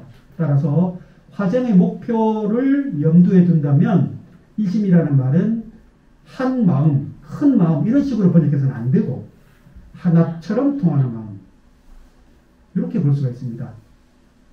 우리의 의견의 차이나 느낌의 차이나 판단 주장의 차이는 다 제각각 맞기도 하고 틀리기도 하기 때문에 그것을 그런 열린 가능성을 무한히 열어두고 통섭을 추구해 나가려고 하면 다양한 상황에 대해서 어떤 해결, 그 상황이 어떤 상황인지를 제대로 보려고 하는 노력도 다양한 어떤 능력이 필요하고 또 그 상황에 따라서 문제를 해결해 가는 측면도 또 다른 능력이 또 필요할 겁니다. 이 다양한 것을 다 끌어안을 수 있는 것은 뭡니까? 어떤 경우에 처하더라도 어떤 상황이라도 어떤 문맥이라도 하나처럼 그 마음의 능력을 발휘할 수 있는 것. 그게 어디 있는지는 몰라요. 우리 몸 안에 있다는 사실, 뇌와 그게 있다는 사실밖에는 모르지만 그런 어떤 마음의 능력을 마치 한 개인 것처럼 발휘할 수 있는 것이 있다면 그래서 상황 대처 능력이라고 할 수도 있겠고 문제 해결 능력이라고 할 수도 있겠고 다양한 모습을 다양한 그대로 볼 수 있는 능력이라고 할 수도 있겠고 그게 우리 마음 말고는 이야기할 수가 없잖아요. 그러니 이 마음을 잘 써서 그런 수많은 어떤 이 끊임없이 변화하고 달라지는 이 상황에 대처할 수 있는 그런 어떤 마음을 추구하자. 그 마음을 만드는 게 수행의 목표고 그 마음이 곧 불성이다. 이렇게 이제 보는 게 바로 원효의 관점이라고 하는 사실을 말씀드릴 수가 있습니다. 조금 적절한 예가 될지 모르겠지만 갈수록 감탄하는 것이 집에서 이제 나이를 들어감에도 불구하고 맛있는 음식을 차려주는 집의 여인들에게 대단히 고마움을 느끼는데요. 근데 이제 신혼 때랑 10년차, 20년차 지나면서 이렇게 얻어먹으면서 어쩌지 이렇게 상황에 따라 적절하게 문제를 잘 해결하는지 참 감탄할 때가 많습니다. 어떤 재료가 주어지더라도 잘 만들어가는 능력을 발휘를 하던데요. 요리에 관한 일심을 터득한 분들이 여기 다 계십니다. 굉장히 그런 어떤 대처 능력을 가지고 계시죠. 딱 보면 어떻게 해야 될지 어떤 상황에서도 그 일심을 잘 발휘해가지고 요리에 관한 나는 소위 말하는 도같았다 이렇게 충분히 말씀하실 수 있죠. 그게 다 제각각 자기 분야마다 온 그 노력과 그런 것들이 이제 충실이 됐을 때 나름대로 전문가라 소리를 든다는 것은 그런 상황을 어떤 상황이 닥치더라도 거기에 잘 보고 그에 따라서 적절한 대처를 할 수 있는 능력이 갖춰지죠. 이게 이제 불교에서는 이걸 조건에 따라서 발생한 것의 낱낱의 모습을 말할 때는 연기라고 이제 부르고요. 인연, 연기라 부르고 그 다음에 그에 따라서 탄력적으로 융통성 있게 균형 균형에 맞게 어떤 처신을 할 수 있는 능력을 중도라고 이제 부르거든요. 그래서 연기와 중도의 어떤 그런 맥락을 개성적으로 새롭게 해석해서 그 용어를 채택한 것이 바로 일심이라고 볼 수가 있습니다. 이런 다양한 의견들을 모두 일심의 능력으로 모아서 그걸 강조했던 부분이 바로 원효 사상의 그런 방법은 화정이라고 볼 수가 있고요. 그 화정의 방법을 통해서 구현하고자 했던 경지는 일심이라고 볼 수가 있고요. 그 일심의 번역은 바로 하나처럼 통할 수 있는 마음의 발견과 실현이라고 말씀을 드릴 수가 있겠습니다. 자, 그 내용에서 한번 읽어볼게요. 이 부분. 일반 종료 그대로입니다. 5페이지. 그러나 부처 면모의 바탕은 바로 하나처럼 통하는 마음이니 하나처럼 통하는 마음의 면모는 모든 극단적 측면에서 멀리 벗어나는 것이다. 자, 이 용어에 주목하셔야 될 것 같아요. 원리 재변이라고 되어 있죠. 원리는 멀리 벗어난다는 뜻이겠고요. 재라는 말은 모두고 변 이게 끝이거든요. 우리 경상도 말로 이제 끝이라고 하는 그게 끝입니다. 그래서 이 끝이라고 해가지고 이 변이 바로 견해를 말하거든요. 치우친 견해. 그러니까 모든 경우에 자기가 본 모습만이 전모라고 이렇게 알 수 있는 그런 어떤 경향을 담아낸 언어가 변이라고 볼 수가 있습니다. 그래서 치우친 견해, 우리말로 하면 그렇게 볼 수 있겠는데요. 그래서 이것에서 치우친 견해에서 멀리 벗어나는 것이 바로 하나처럼 통할 수 있는 마음과 바로 연결되는 거죠. 그러니까 일심을 바로 여기서 지금 규정해 준 말이죠. 일심이 뭔지를 설명해 주고 있잖아요. 그건 뭐냐? 원리 재변이다. 이렇게 표현하고 있죠.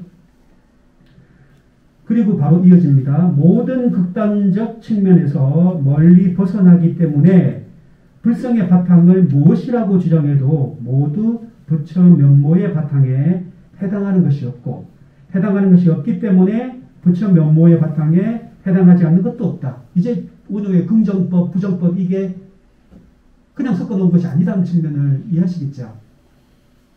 어떤 문에 따라서 관점과 기준에 따라서 어떤 건 옳고 어떤 건 그르고 이다고 아니다고를 그러니까 원효는 자유롭게 구성하는 겁니다. 그러므로 하나로 통하는 마음이라는 맥락에 의거하여 거론하자면 마음은 원인도 아니고 결과도 아니고 삼인 진리도 아니고 세속도 아니고, 이건 앞에서 이야기했던 6가지 주장에서 내세우는 개념어들을 지금 다 갖고 온 거죠. 그래서 불변하는 자아도 아니고 실체의 현상도 아니고 일어나는 것도 아니고 잠복해 있는 것도 아니고.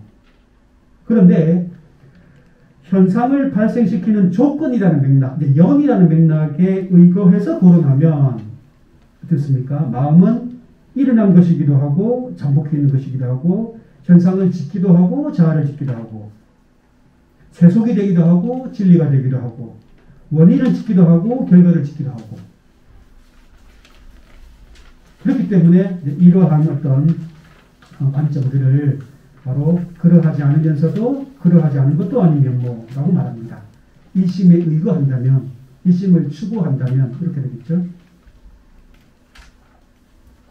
그 다음에 이제 나오는 내용이 이제 7번째인데, 이건 이제 화쟁 2가 되겠죠. 여기서 이제 거의 결론적으로 이야기가 나오게 됩니다. 그래서 이런 내용들이 이제 일심에 대한 논의가 되는데, 여기서는 제가 이게 짤막하게 줄였지만 실은 이 내용이 굉장히 많습니다. 다시. 그래서 이 일심법에 2가지 뜻이 있다고 해가지고 1번 현실은 오염되어 있지만 본연은 오염되어 있지 않은 측면, 그러니까 염이 불연문이라고 또 문을 세우죠.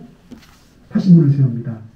그러니까 일심을 실현하고 싶은데 화쟁의 목표가 일심이었다는 것을 드러내었고요.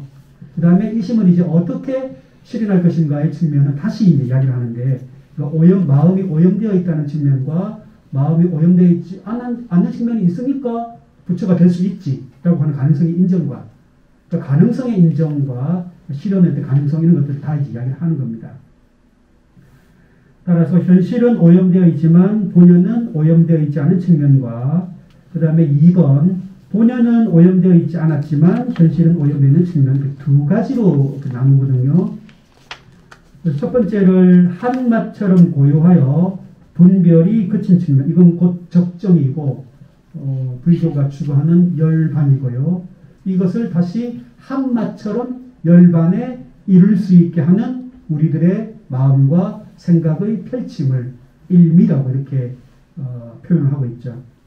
또 본연은 오염되어 있지 않았지만 현실은 오염되어 있는 측면을 불염이 연문 이렇게도 돼가지고, 이거는 이제 수염지심, 곧 오염을 따라가는 마음이 하나처럼 통하는 성품을 지키지 못하는 측면이라고 해서 다시 주장 1, 2, 3, 4 6을 빼야 되겠네요. 1, 2, 3, 4, 5의 측면을 또 분류를 다시 해서 다시 대승기신론 소를 대승기신론을 또 끌어와서 다시 진여문과 생각문의 논리를 끌어와서 다시 설명하면서 일심의 중요성을 강조하는 것으로 일반 종료의 화쟁의 조각을 마무리하고 있습니다.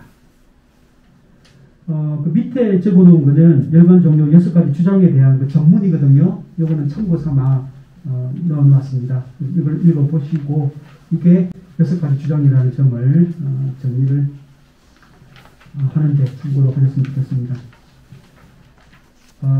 설명을 하긴 해왔는데, 처음 이게 강단의 선지 경력도 상당히 오래됐는데 아직 일심이 안 돼가지고 처음 발표한 내용은 여전히 좀 떨리고, 일단 시간이 얼마나 걸릴까를 예상을 못하고, 그 다음에 반응이 어떠실까도 예상을 더 못하고, 그 다음에 내가 말을 잘할 수 있는가도 자신이 없고 해가지고 여러 가지로 좀 떨리는 마음으로 발표를 했습니다. 어떻게 좀 도움이 되셨는지 모르겠습니다.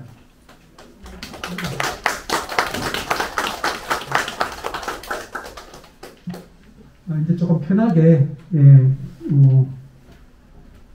오늘 발표한 발표 정말 감사하게 잘 들었습니다. 저는 전문 서양 철학을 공부하고 있어서 이 기능철학, 불교 철학의 전문적인 내용에 대해서까지 쏙쏙들이 질문할 의미가 없고요. 제가 좀 관심 가지는 부분은 이런 원흉의 이제 화쟁 사상, 일심의 사상 이런 게 이 현대인 아니면 현재를 살아가는 우리 한국 사람들, 한국 사회에 되게 좀 매력적으로 다가갈 수 있을까? 그런 면이 어떻게 어떤 측면이 있을까? 좀 이렇게 다시 한번 좀 채색이라고 할까요? 좀 말씀해 주시죠. 예, 얼마 전에 BBC인가 영국에서 갈등 문제를 조사한 적이 있는데 세계 2만 명인가 3만 명인가를 이제 대상으로 해서 조사를 한 적이 있다고 하더라고요. 그 조사 결과가 저는 빈부격차, 우리나라의 시민들이 아마 우리나라의 갈등은 이겁니다 말한 게 빈부격차 이걸 말할 줄 알았더만 그게 아니고 남녀 갈등을 1위로 꼽고요. 2위가 세대 갈등 이렇게 물론 그게 정확한 어떤 것을 반영하는지는 모르겠지만 그건 일부분의 진실성은 담고 있다고 볼 수 있지 않겠습니까?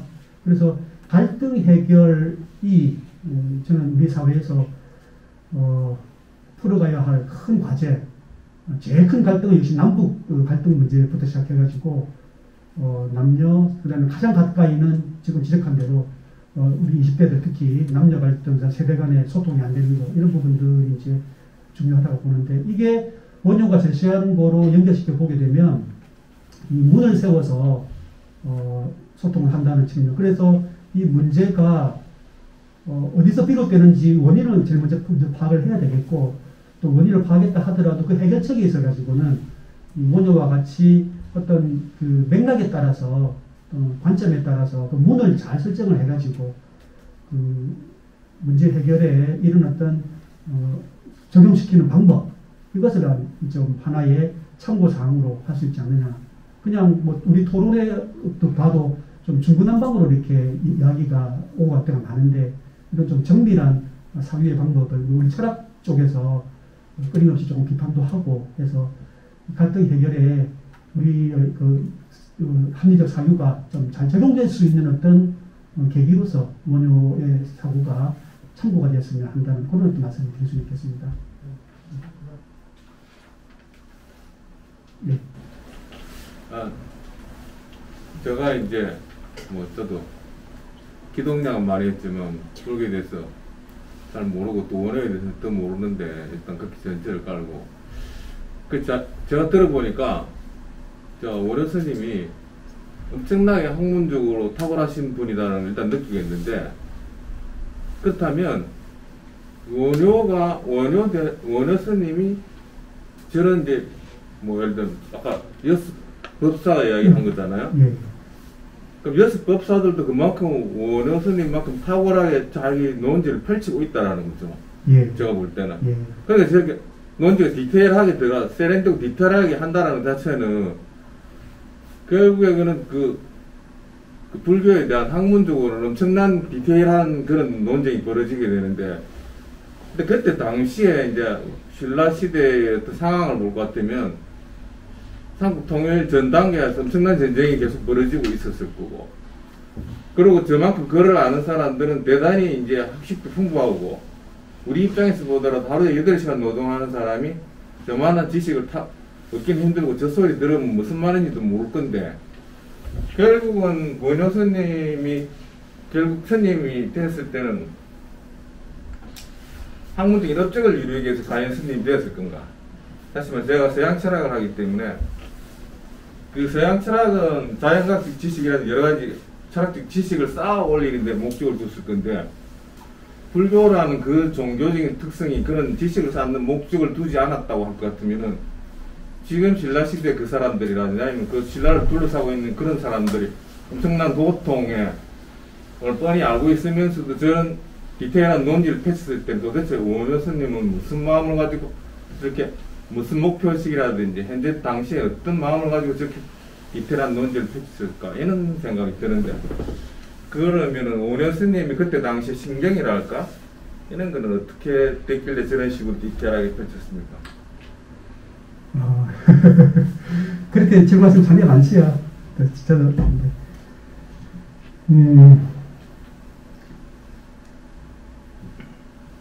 공부하면서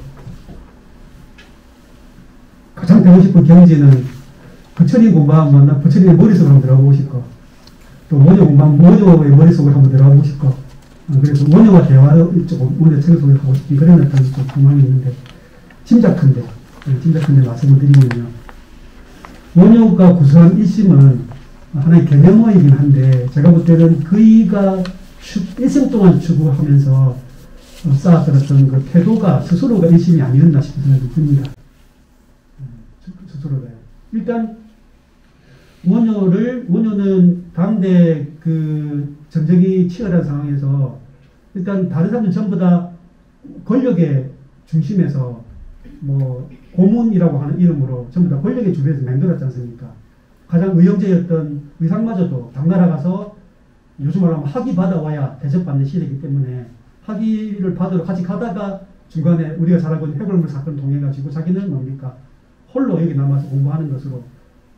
그래서 그의 사고 속으로 들어가 보자면 오로지 진리 추구만 했고 도 닦는 공부만 했지 모든 그 형식들이나 그 자리나 이런 것들은 다 필요가 없었던 것 같아요.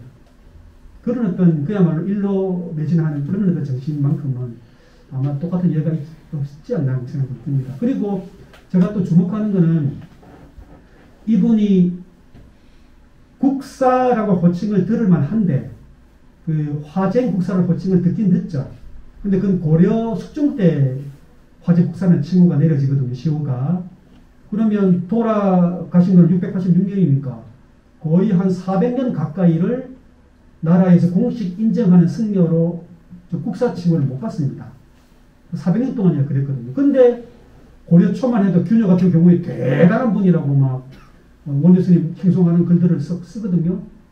그러다 보면 그렇게 사상가로서는 글 속에서는 대단한 학자로서 인정을 했는데 왜 그 나라에서는 그 나라의 그 큰 학자로서 스님을 대접을 안 했는가 하면 원효가 취했던 태도 때문에 그럴 겁니다.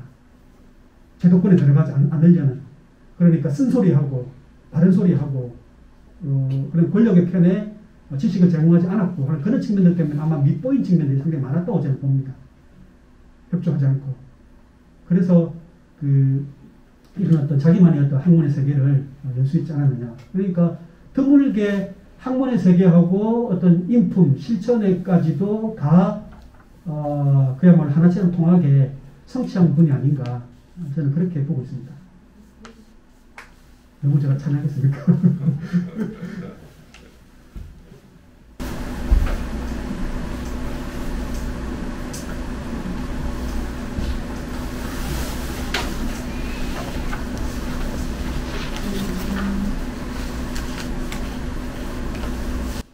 실제로 돌아가시고 나서 아무도 그렇게 보지 않았는데 그 원효의 손자 그 중업, 설씨니까 설중업이죠. 설중업이 자기 아버지가 철총이니까 그것도 아무래도 관리로서 대접을 받았을 거고 그렇게 해서 일본에 갔다가 거기 있는 승려가 이제 하다 보니까 원효, 당신 나라 원효라는 사람이 있던데 그의 글이 상당히 깊은 사유를 보여주더라. 존경한다 이야기 하니까 우리 할아버지인데요. 그래갖고 이제 그때서야 자기 할아버지가 불교 사상가 유명한 사람인 줄 알고 와서 이제 원효 추모 운동을 벌이죠. 그렇게 해갖고 이제 저기 신라 애장왕 8세기 한 150년 지나가지고 원효 추모 사업도 하고 기도 세우고 그렇게 하거든요. 당대에는 거의 인정을 못 받았다고 볼 수 없습니다. 역사 기록하고 다니고. 그건 뛰어난 지식임에도 불구하고 권력과는 거의 담쌓고 지냈다. 이렇게 볼 수 있는 거죠.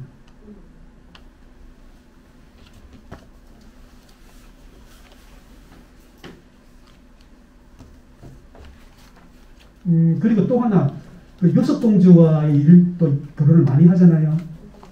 뭐, 원효는 파괴성 아니냐, 이렇게 이야기 많이 하는데, 그건 뭐, 둘 다 싱글이었는데, 별 문제 있습니까? 저는 그렇게 봅니다. 그리고 저는 더 좋게 평가하는 게 설총을 낳았잖아요. 그 설총이 어디서 나왔는가 하면 경산에서 나옵니다. 그러니까 경산에 나온 그 세 사람의 위대한 그 인물로 해가지고 원효, 설총, 그 다음에 일현, 상국리사의 일현 세 사람을 듭니다. 설총이 경산에서 나거든요. 경산은 서울의 한가운데가 아니고 경기도에 불과하잖아요. 당시로 봐서도. 왜 설총을 궁궐에서 낳지 않고 경산에서 낳았느냐. 실제로 요석이 시댁인 경산까지 가서 설총을 낳습니다. 이게 뭘 말하는 겁니까? 남편의 뜻을 따라서 자기도 권력 중심에 있지 않았다는 거죠. 궁궐에서 나와가지고 호의호식하면서 살아야 될 건데 그렇지 않았습니다. 그것도 역시 원효가 추구했던 것과도 그런 그림에서 같이 이해할 필요가 있겠다. 저는 그렇게 봅니다. 그러니까 어느 누구도 뭐 해내지 못했던 그런 어떤 오로지 학문만, 오로지 깨달음의 길만 추구한다는 그걸 몸소 보여주었던 사람이 아닌가 그렇게 저는 평가합니다.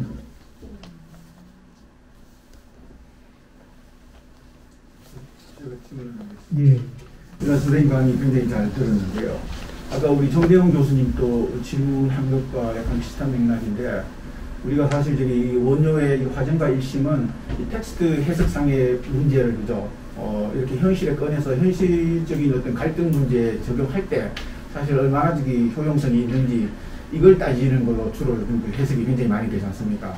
그래서 오늘 저도 선생님의 강의를 일단 그런 뭐냐면 현실의 적용 가능성을 더 넓힐 수 있는 그런 방식을 한번 일심을 그렇게 해석함으로써 어떤 화쟁을 현실에 적용할 수 있는 가능성이 좀 더 확장되지 않았나 좀 일단 이렇게 생각을 하면서 강의를 들었는데요.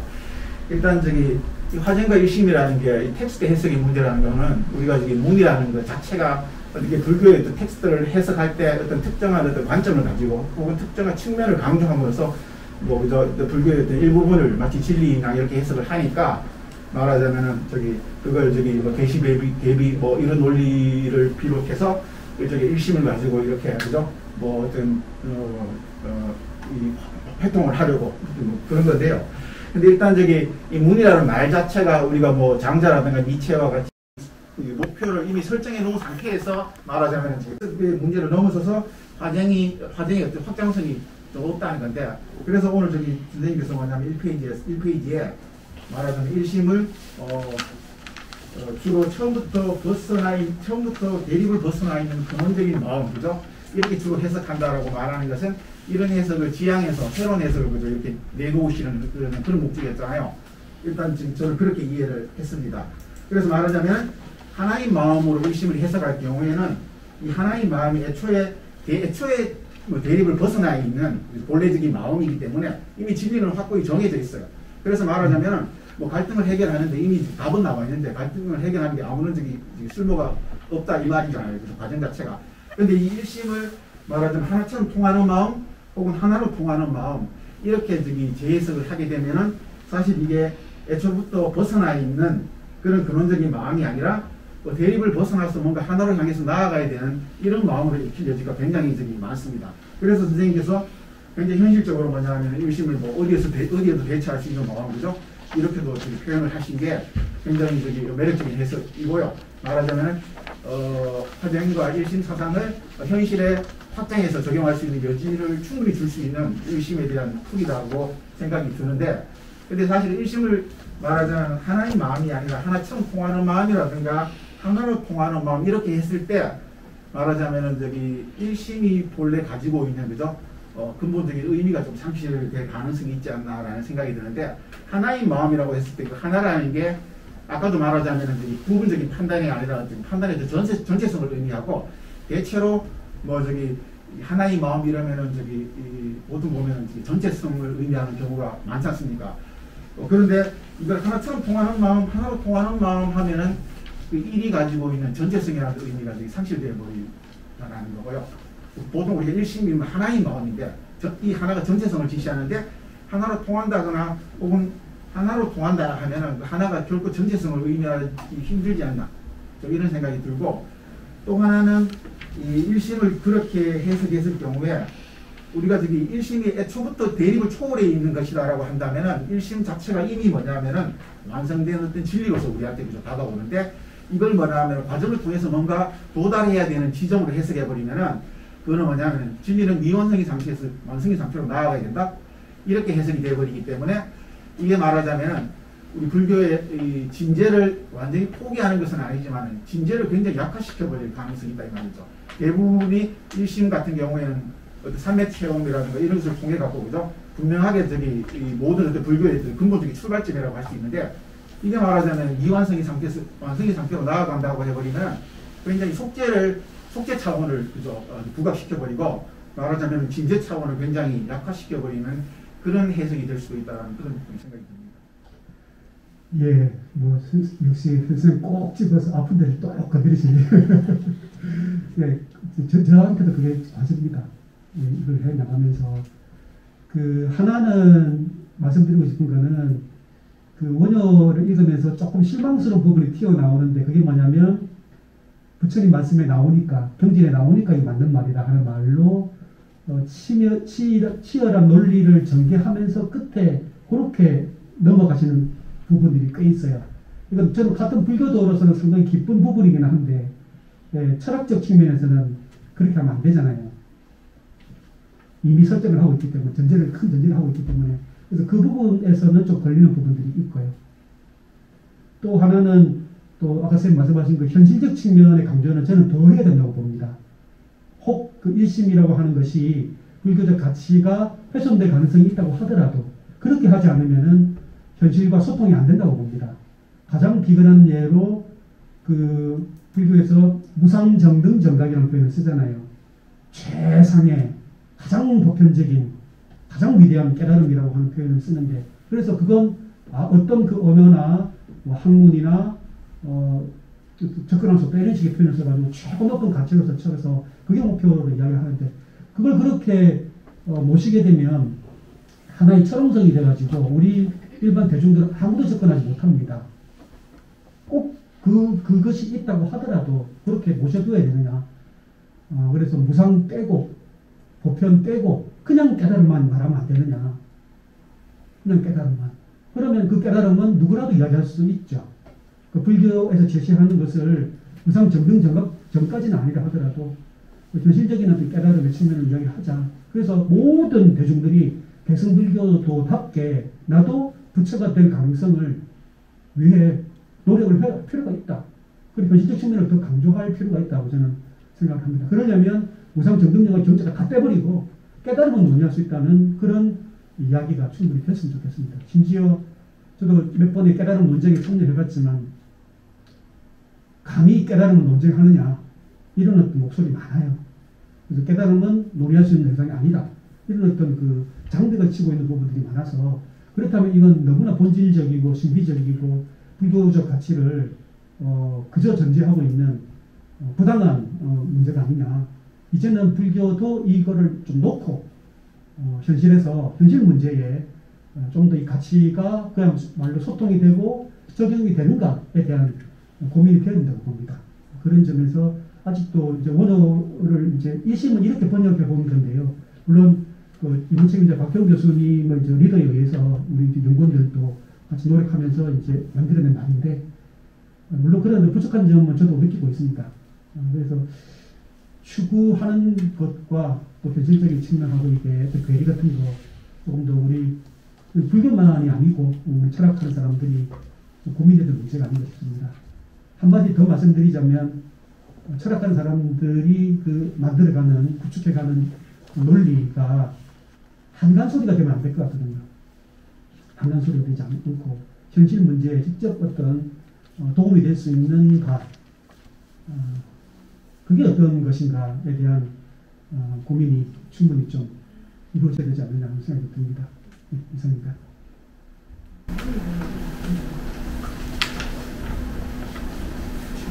하나 더 원효의 거대계획의 면모를 한마디로 드러내는 통섭 철학이라고 부르는 게 아니었다 이렇게 시작을 했었는데요. 제가 들으면서 강의를 들으면서 이 석자를 좀 한자로 찾아봤는데 지금 선생님께서는 발표하시면서 두 번째 문단에 통하게 한다라는 걸로 보통 익숙한 단어인데 석자의 의미를 다른 의견, 견해, 관점들 포용하는 것, 마치 이제 섭이라고 섭을 풀이해 주셨는데 이 섭을 찾아보니까 여러 가지 의미가 있는데 우리 섭정할 때처럼 어린 왕이 능력이 안 되니까 대신 정치를 해주고 섭정이잖아요. 그래서 돕다, 범하다, 대신하다 이런 뜻이 있더라고요. 섭이 간섭할 때도 이 섭자를 쓰지 않을까 싶은데 그 통섭 철학이라고 그 섭자를 굳이 여기서 이제 쓴다면 뭔가 이 섭의 의미를 더 잘 살릴 수 있을까 하는 생각도 들었고요. 또 더불어서 그 통섭이라는 사실 요새 많이 쓰는 말이지 않습니까? 또 요새 많이 쓰는 말 중에도 융합이라는 말을 많이 씁니다. 그죠? 원형의 철학을 융합 철학이라고 부를 수도 있을 것 같은데 융합과 통합은 좀 뭐가 다를 수 있을지 제가 이제 좀 견해를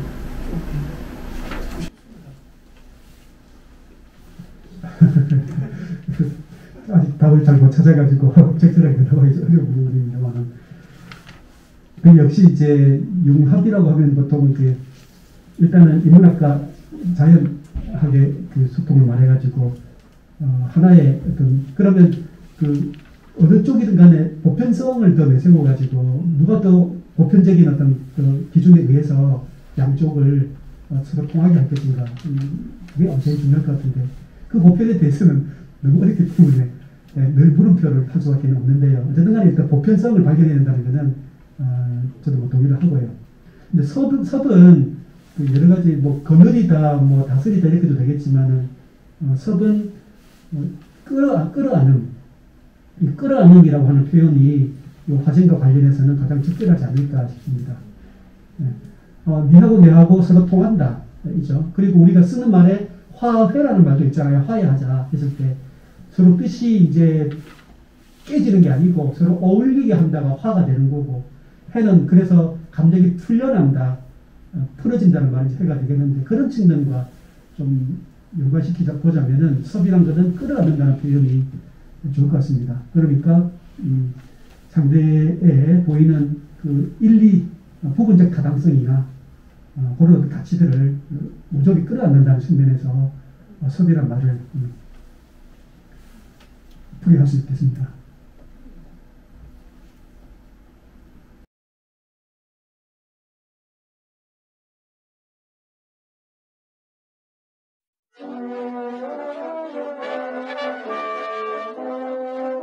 Thank you.